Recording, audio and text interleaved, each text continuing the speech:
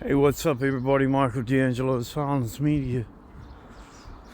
So, of course, walking in my hood, everything I say and do is based upon my opinion and the opinions of this channel. And in my opinion, Christopher Luxon's a moron. But, it is what it is.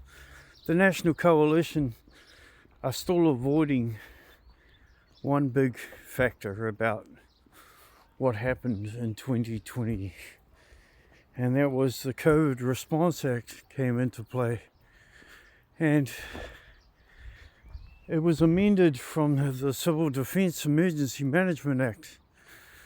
But here's the thing, it was done while we were in a state of emergency, and under the law, the original law, no bills, acts and amendments can be passed, changed or altered in a state of emergency.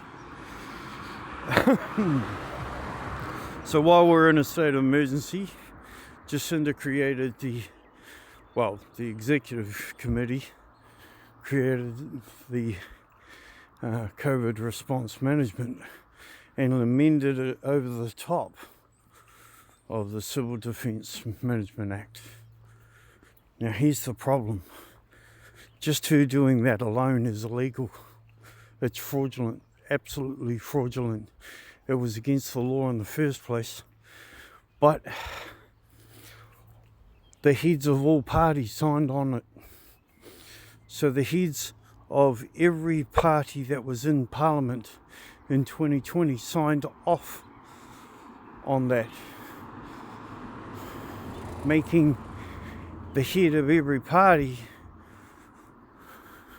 committing an act of treason against this country. Now, I don't know if they were misled. I don't know if they were brainwashed. I don't know if they were that stupid, but I don't think they were. Because remember what the Executive Council of New Zealand is. It is that of the head of every sitting parliament, or every sitting political party in government, and that of the Business Roundtable. And who made more money off COVID than anybody else? The Business Roundtable. The Rant group made more bank than anybody else in New Zealand. The Rant group, that would be Graham Richard Hart and his cronies. Then on top you have Unilever, who made billions of dollars out of it. Then you have Pharmac, David Seymour. So you have all of this going on, and yes, people, the whole pandemic was fraud, because according to the WHO at the time, it was 10 to 100 at the time. In 2019, it was registered on the website that it was 10 to 100 deaths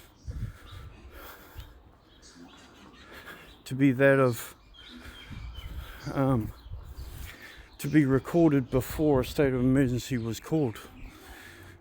Under the Official Information Act here in New Zealand, 17 deaths were recorded first, but those 17 deaths were recorded fraudulently as well, because they were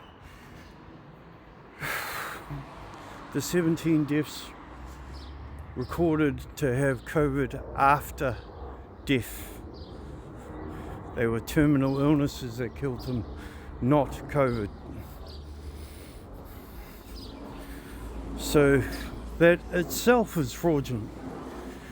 But it seems that the heads of each party didn't care.